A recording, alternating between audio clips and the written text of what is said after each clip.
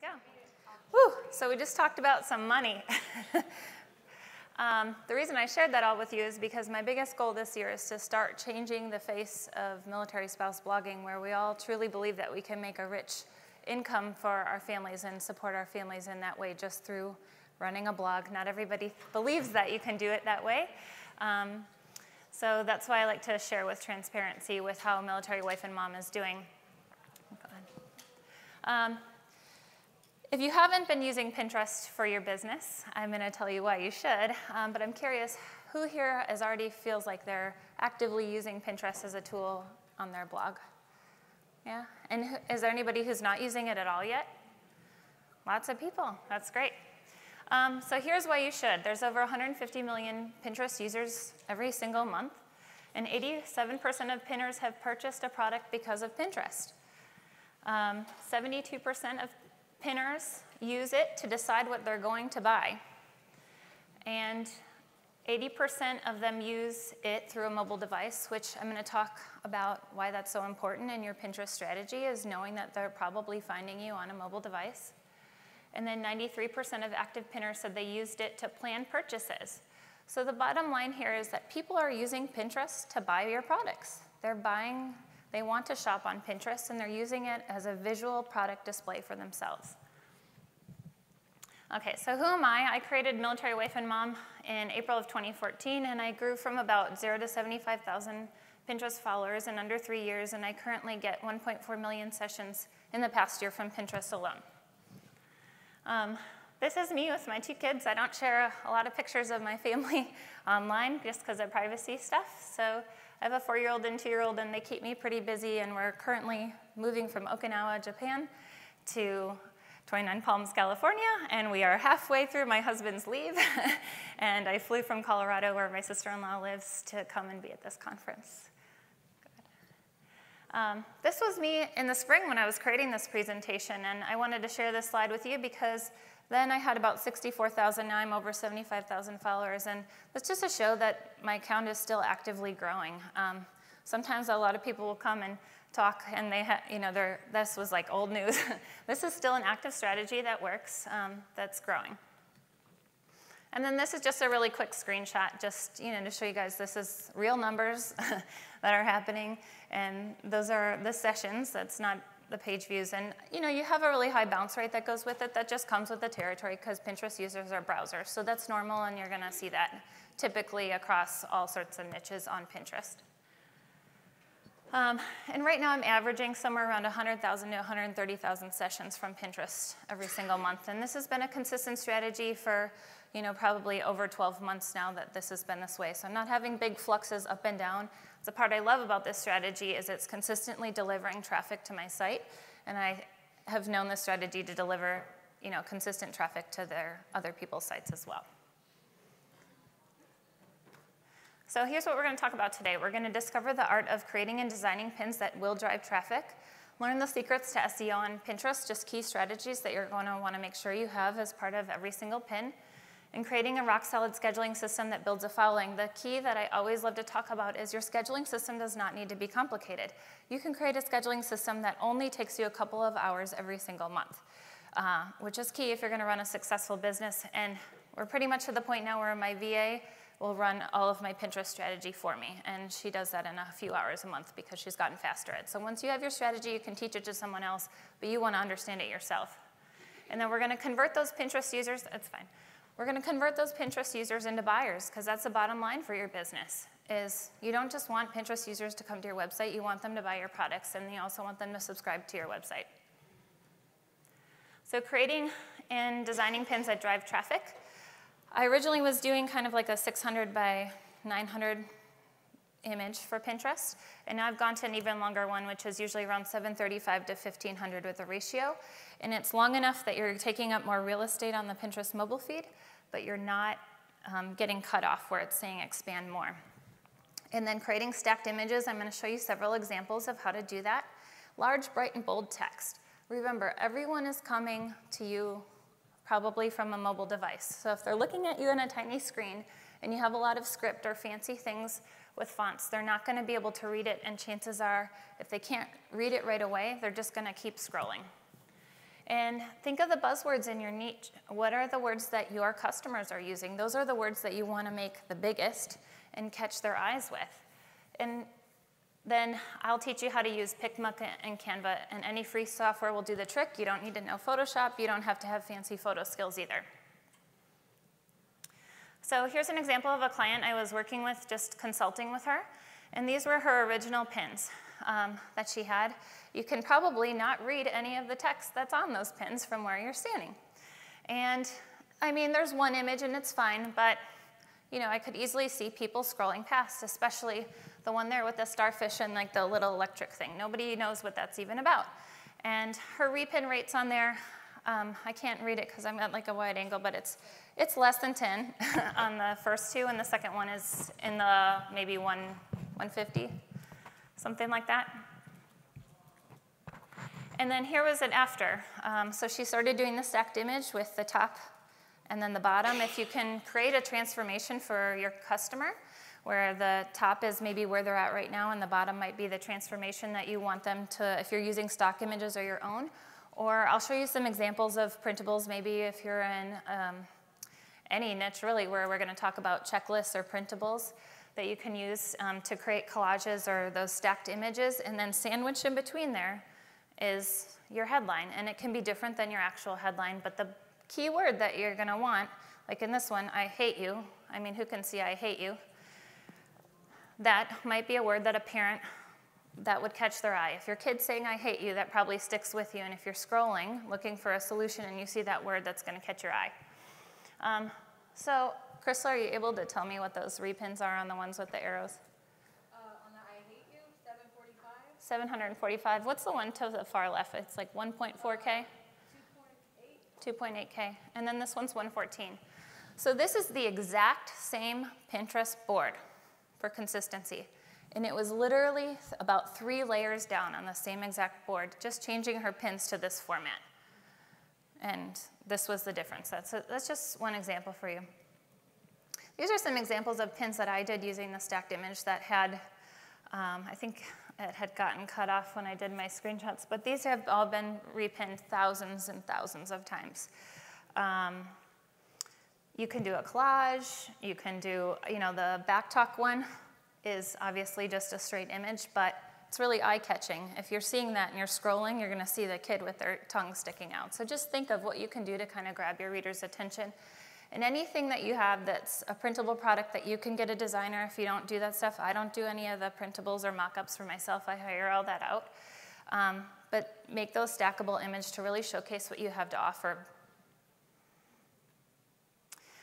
You can go ahead and play it. So this is Picmonkey. This is what I use. This is just really quick. It's going to go fast, so I'm sorry about that. But I can talk more with anybody. But I'm literally going into a blank canvas, and I'm sizing it to 735 by 1500.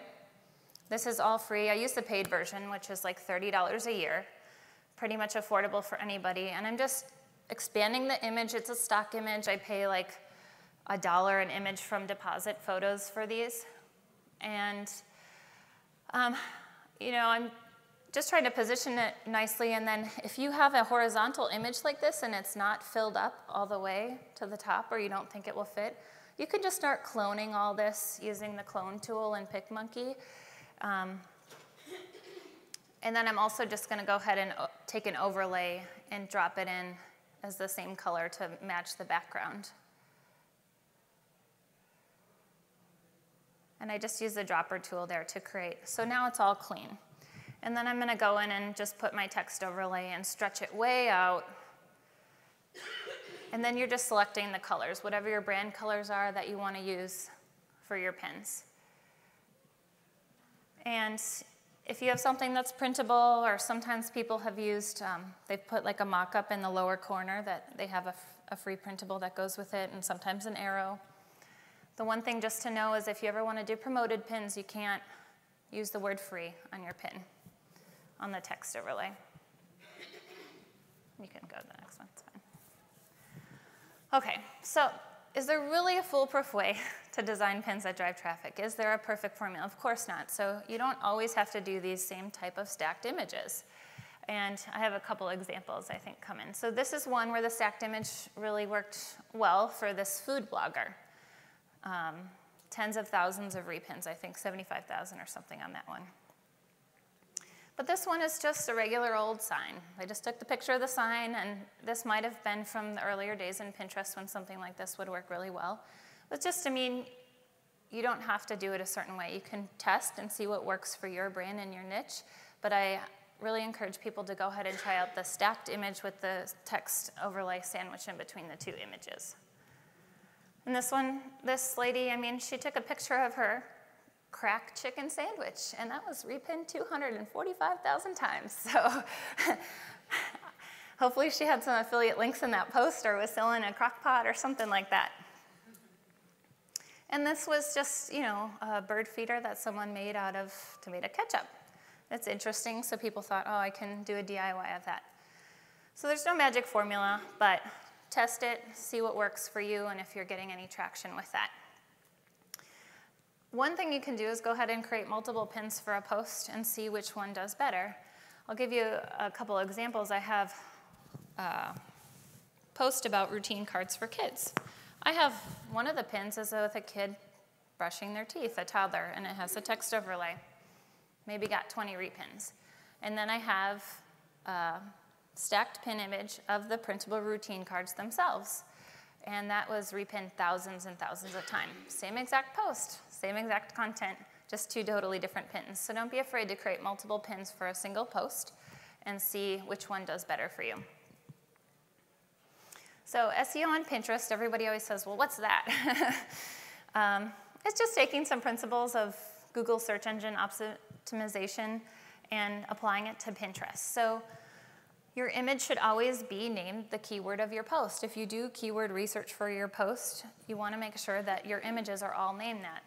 I mean, how many times, I've seen so many times the images like image 57640 or girl holding brush or something like that. You know, you definitely want it to say, if your keyword for your post is routine cards for kids, then you want it to be named that. And every single image, if I have 10 images in a post, they're all named that, and then I just have the number after. So I can keep myself straight. And then the alt tag and the pin description, all that should contain the keyword. The board names that you choose should be based on a keyword, nothing fancy. Most of the time, people aren't necessarily finding boards as much anymore, but if they are gonna search for boards, it's gonna be based on Pinterest search. And then the board description will include your keyword, and any social shares from your website should have that pre-description written for them. So go ahead and toot your own horn a bunch in your own pin description that you write for yourself, and most of the time people aren't gonna change it.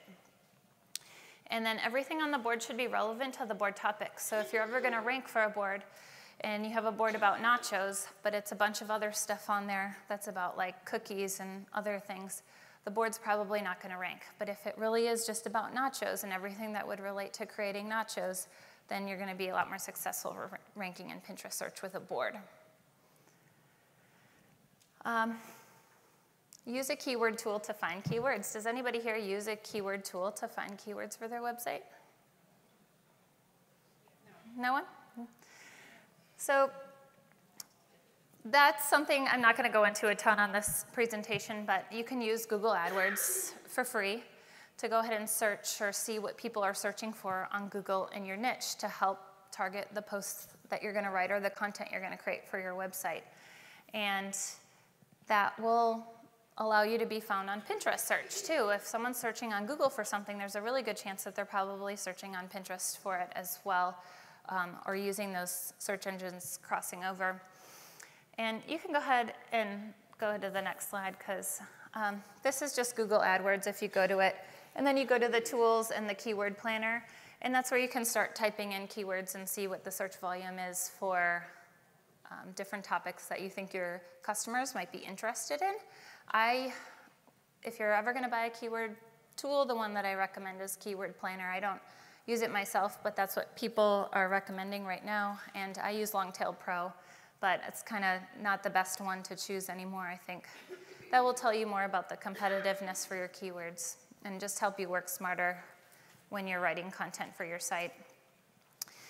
Another thing you can do is you can go on an incognito browser on Google and start typing in something that you think your readers are interested in.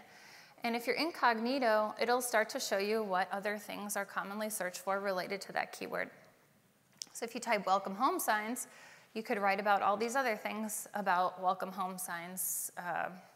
If you're going to create a post about that, just to give yourself more ideas of things that are searchable. And then on Pinterest, you can do the same thing. You can also look for trending searches, and Pinterest will show you what's trending, what's popular. It will show you what you recently searched for. And then after you actually type the word and enter, all these other word blocks will come up to show you similar things that people are searching for with those words. So just use this to your advantage to know what your customers might be looking to. Go ahead and do a little bit of research for yourself, like put this search word into Pinterest and see what pops up. Think about how you could do it better than anybody else is doing it. And just choose your text overlay wisely, knowing that Pinterest has image recognition software.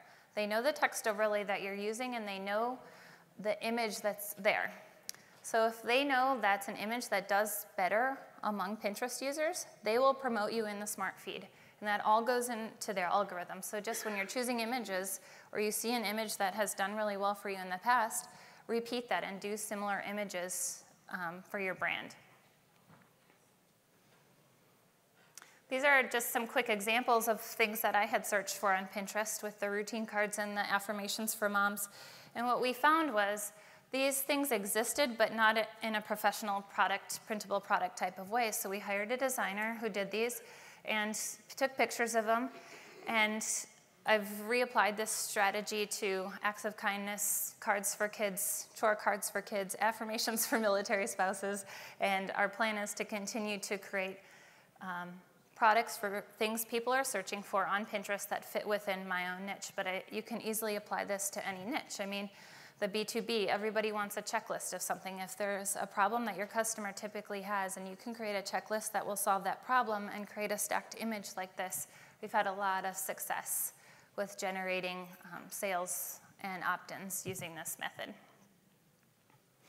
So now if you type in affirmations for moms, I have a bunch of pins at the top there. And same with 2-year-old not listening. I'm just trying to show you guys a couple of examples of ways. This is obviously the parenting niche, and I know not everybody is in that, but it's just to show you that if you want to rank and search with Pinterest, you might have a lot easier time than ranking in Google search. And then this is deployment binder. That's my opt-in for my military-related articles. And then this is just quickly to show you with your boards, you don't have to name them anything fancy. In the parenting world right now, the positive parenting is a really big buzzword, so just keep it in the board title and the board description, and you don't have to try to get too fancy with all of that. And this is just another example, just military PCS. So scheduling. So now you have your fancy pin, you have your stacked image, you have your text overlay, you've SEO'd and named your photo that, and you put it in your description. Well, now how are you going to schedule all this stuff out, and how are you going to grow a following on Pinterest? There's Tailwind, there's Board Booster, there's Buffer, and then there's others.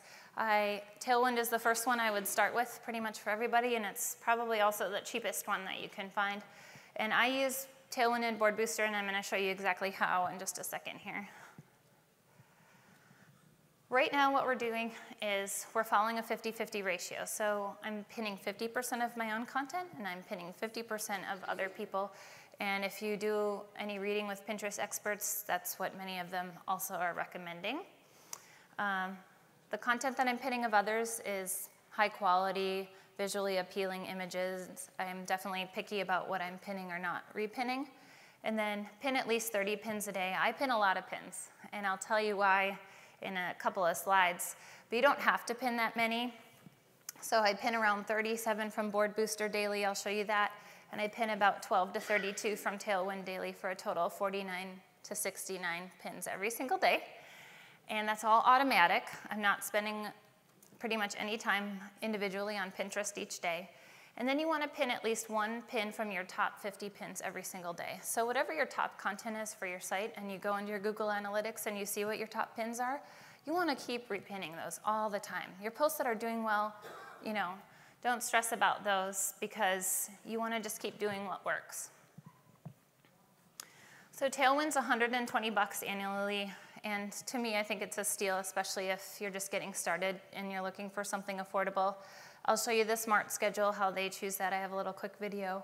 And it's easy to use in batch schedule using board lists and Chrome extension, and I'm gonna show you that too.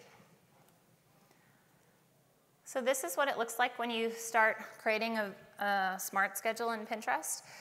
Initially, it's gonna be a lot fewer because they help you kind of build up your schedule. But you kind of just start clicking on the times they're suggesting for you and you're filling up your smart schedule. And I did that for each day until I reached about 30 per day. And that's pretty much what people are recommending. Somewhere around 30 per day is good enough. Another person has said that about 26 per day is enough, that you can do more. It doesn't hurt you, but it's not necessarily helping you either. The only thing I think it probably benefits for you is to help grow a following. So that's kind of the peak of what it looks like in Tailwind with creating a smart schedule. Really simple, user-friendly, easy to do. So then, if you're gonna go and schedule the content of others, you can go into Pinterest and you can search for something like, let's say you had a board about desserts and you were gonna pin a bunch of stuff about cookies. So if you're on Chrome and you have the Chrome extension, that arrow's pointing to a tiny little square, that's the Tailwind extension for Chrome. So you click that, and then it allows you to highlight all the pins that you want to pin. And then you just click them all. You can click 20, you can click 100, you could click 3. And then you're going to set the board that they're going to go to. You can select them to all go to the same board, or you could select individual boards for each pin. And then you're going to hit schedule. So in about 5 minutes, you could literally pick 40 different pins about cookies and have them all scheduled. So when you're scheduling the content of others, we batch schedule through Pinterest search, we batch schedule through the smart feed, we batch schedule through tribes, and then we also batch schedule through boards of power pinners, which is just looking for really high quality Pinterest accounts in your niche and pinning from them. And then scheduling my own content. So for brand new content, when I have a brand new post that I write, we have a list of boards that are relevant to either a parenting post or a military life post. And when you're in Tailwind, you can go in and you create board lists, and it's really simple to do. And I send that all out on a pin campaign and set it to an interval of 24 hours. So I'll show you that here. Does it go to the next? Yeah, okay. Okay, so this is on my site. So I just click the Pin It Social button, and it takes a second here for it to pop up.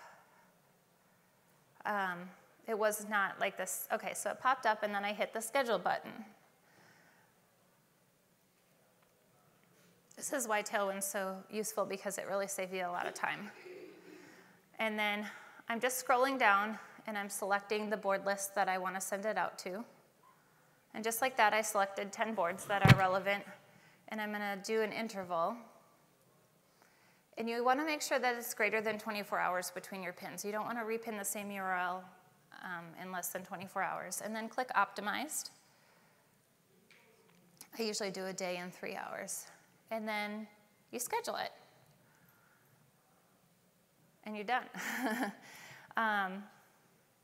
So it doesn't take a lot of time to get new content out on a schedule, and that all goes into your smart schedule that's already created for you. And then we track and evaluate our top 50 pins on Pinterest every single month. So we're pinning at least one per day from the top 50, and my VA and we have a spreadsheet to track that. And she goes into our Google Analytics every single month, and she looks at what's doing really well, and then she's typing that all in for me. And oops, if you can go back. We're looking at the date that the pin first went out and the date that the pin last went out, depending on how many boards it's going to go to. This is more complicated, and of course, it's more time consuming. So don't feel like you have to do this. You can do something much simpler to track how often you're pinning your top 50. But our goal is not to pin the same URL more than once in a 24-hour period. It's not going to hurt you if you do that. It's just kind of a wasted pin, because it's like if you go on Facebook and you put the same URL out in the same day, one is going to probably do fine, and the other one's going to tank. So it's just not really worth the time and energy to overpin the same URL. So that's just how we track it, and then once we see that the days, how many days it's been since it hasn't been pinned, then we'll put it back into the cycle again. And then we schedule additional pins for my content to make sure that we're still hitting the 50-50 mark, 50% mine, 50% the content of others. Well, so to fill in the gaps, we do a combination of really successful stuff, newer stuff, and moderately successful stuff to board lists. And we keep traction on posts that are monetized really well, but maybe aren't hitting the top 50. There's plenty of posts that are money makers for me that aren't in my top 50. We're always going to pin those no matter what. So then with creating a scheduling system for Board Booster, there's a lot of things that you can do with Board Booster that's similar to Tailwind. It's just not as quick and easy to use. There's one thing that I still use with Board Booster, but I'll tell you a couple things they can do for you in case you're interested. You can schedule pins out from other pinners. You can send out campaigns just like I talked about with Tailwind. An interesting thing you can do is to clean up any pins with broken links, and it's a penny a pin. So let's say you have 30,000 pins. It'll cost you about $300 for Board Booster to go through all those pins and find anything with a broken link, and it will delete that. I've never done it, and I'm still doing just fine. So it's something to consider or think about if you want to, but it's not completely essential. And then you can loop pins on your top performing boards, which is what I use Board Booster for now. Go ahead. Let's see. So I have 30,000 pins that I've already curated. I'm going to reuse that content. It's just sitting there. So why don't I repin the stuff I've already pinned that has proven to do well for me? So I use Board Booster, and I go ahead and I add in all my boards in the, it's not where the arrow is, but further to the right it says Add Boards, and I added in the top performing boards. I think I have 25 boards in Board Booster. And then I go to the pinning tools and I click Looping. And that'll bring up this screen, and let me hop down here. It'll tell you if the board's working and then how many pins per day. You can select that. You can select the time. And then you can decide if you want it to be disabled or tall only, or tall and square. I only do tall. And then the pin owner filter, if I don't want them to repin my own pins, I could disable that. It doesn't filter out anything. All the content on the board still gets recycled no matter what. It just goes from the oldest pin to the newest pin. So the old pins that are at the bottom will get repinned again to the top. And I do 3 per day. And then Board Booster does a duplication. So after 10 days, Board Booster will look and see if the old pin has more repins or the new pin has more repins. And whatever one has less, it will delete for me. But if both pins did really well and had more than a certain number of repins, it will keep both for me. It's just a really simple and easy way for you to keep all of your boards that are most relevant to your niche active, and for your Pinterest account to stay really active. And this helps Pinterest know that, hey, you're probably a good person for other people to follow because you have a lot of active boards and you're pinning good content all the time. So the last part of this is how to convert your Pinterest visitors into subscribers and buyers, and some important things that you're going to want to keep in mind. They're browsing, so they have a really short attention span, and you want to grab them as quickly as possible. So you could do a mid-post opt-in that highlights any type of printable or checklist that you have to offer, something small and easy, a quick win. Or a reminder at the top. This is the top of one of my posts, and I just use the small tag. So if you hop on over to the text part of if you're on WordPress, and where the HTML code is, and you do the small, there's like a caret and a small and then another caret, and then you have your text, and then you do the close tag for the small. It'll make the text a lot smaller if that's not a feature for your theme, to choose that smaller font. And you could remind them, hey, don't forget to grab your printable or whatever your opt-in is that you have. You can remind them at the top of your post without completely flashing in front of them as they're just coming to read your article. And let's see what else I have here. They like visuals, so your images mean everything to the user. So you're going to want to break up your post content. My posts are normally around 1,000 to 1,200 words, so every 300 words I have an image that either speaks to the story that I'm telling to draw and connect to the reader's emotion, or I'm reminding them about my free opt-in that I have that's coming for them. in a way that's visually compelling. And if you're using the really long pins that I had talked about earlier in the presentation, the 735 by 1500, and you don't want it in the post because it's long, you can hide that using, I use social warfare, so I don't actually have to put it in the post and hide it.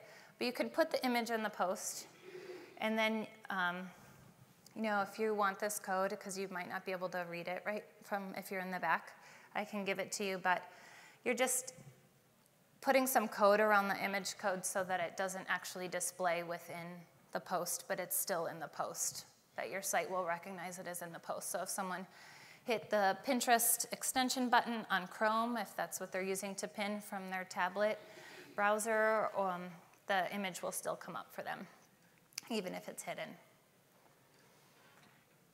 Let's see. And then opt-ins that are content upgrades offer a solution that directly relates to how they reach their website. So if someone's coming to your website to learn about fly fishing, maybe there's a checklist that relates to 3 tips, get 3 more tips about fly fishing that you didn't know before, that the biggest mistakes fly fishers use, or whatever. And if you can create a checklist for them, then put that printable at the bottom for them to grab. Email courses that directly relate to the content you're sharing is another great way to grab Pinterest users. And this is some examples for you of what I use on my own site. But again, I don't do this stuff because this is not my best area. I hire out a graphic designer to do this for me.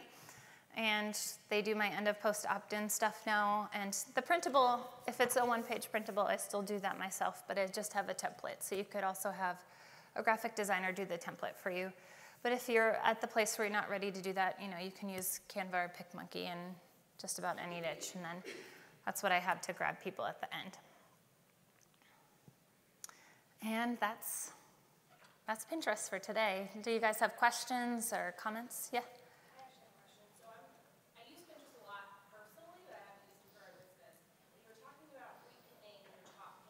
Mm-hmm.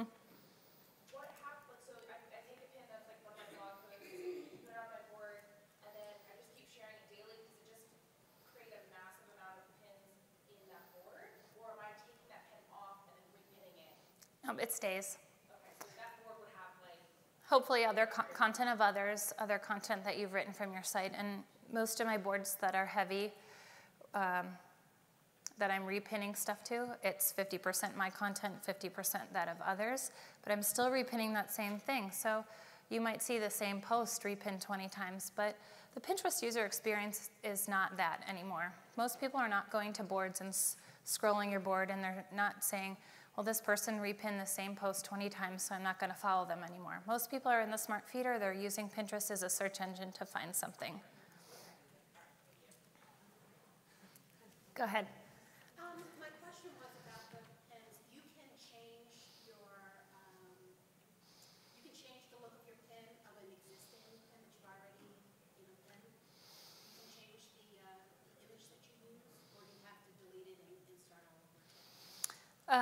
Once you have a pin already out there, whatever the image is will stay unless you're going to go in and manually delete the pin, which I never do, because that may rank in search even if it's not your prettiest or best pin ever. I would just create another pin and repin it again from your site.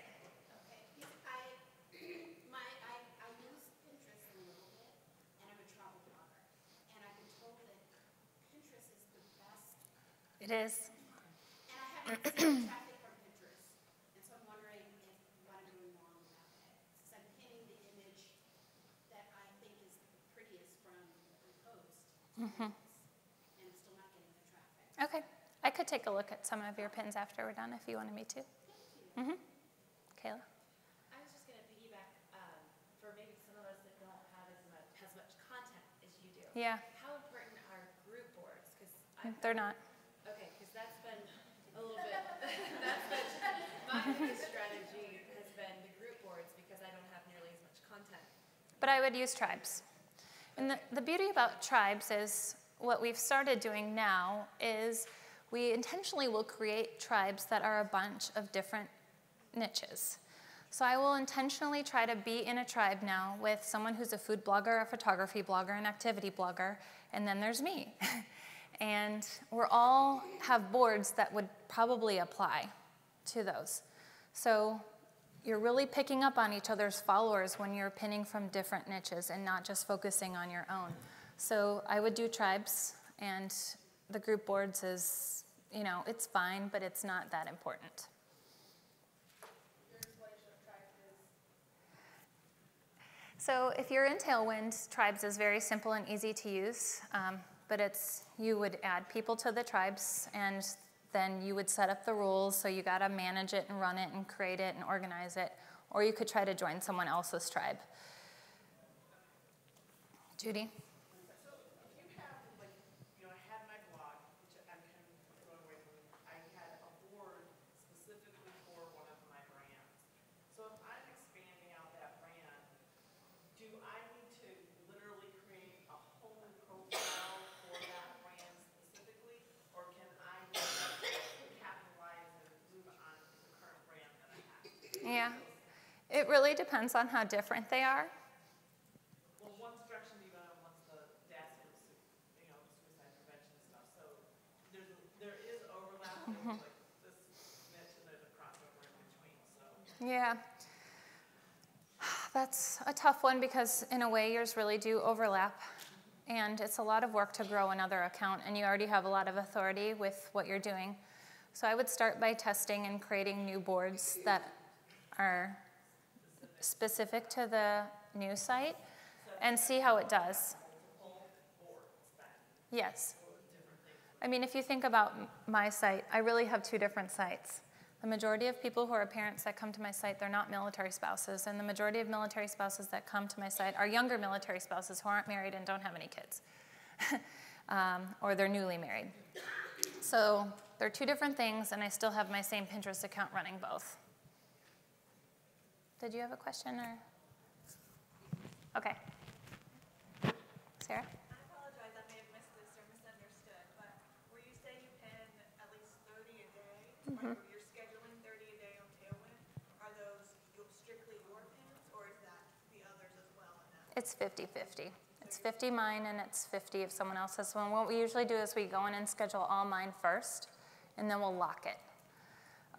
So that we're not getting too many of mine in a day, because we don't want to repin the same URL twice in a day. And then we'll go in and add all the content of others, and then we'll shuffle. So we can mix up the content of others without mixing up my own pins, and we just keep those locked. But yeah, it's 50-50 every day. Mm-hmm. I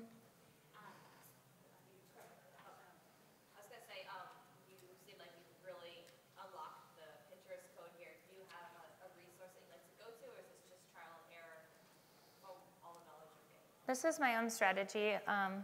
I've never taken a course on Pinterest, but I have followed or learned from other bloggers in the process, but this is what I've found has worked consistently over time, and other bloggers that I know have started implementing this strategy and are seeing pretty much the same results. And the reason I like this strategy is because, like I said at the beginning, it's consistently traffic. There's not a lot of fluxes up and down, and I think that's a great thing to have in blogging currently, something that's consistent. Did you have a question? So you were mentioning the organization with the boards, or so that you said the boards aren't really that important now, but if you wanted to really, like your example was the nachos or something, so is it still at all important to organize your pins into certain block things, or I mean to have separate boards still, or that is still an important? Yeah, I think I have probably about 75 different boards. Not all of them are boards that my content goes onto. It's when I created that based thinking, what's my perfect avatar and what would they want or be interested in on Pinterest? Well, just because someone's not interested in, or they might be interested in doing activities with their kids or recipes or traveling, all those types of things. So I have boards that are like that, and then on occasion, if I have a piece of content that's highly relevant, I'll pin it to those. But I think, you know, if you're going to have a lot of different boards, it's fine, but I think most people are saying keep it around 50. And is the 50-50 still kind of the same thing? The boards are your content or other people's content as well on your board? Well, the boards that my content isn't relevant doesn't have my content on it for the most part, unless I'm pinning every now and then just to see what happens. I'll give you an example. I have a board that's about kids' activities. Well, we had accidentally pinned a couple of my parenting pins to it, and they went viral off of that. So if you have something that's similar, you can test it and see what it does. And if it does well, then start incorporating it more until it doesn't work. All right. Well, thank you so much. This is all the time we have for today, but thank you.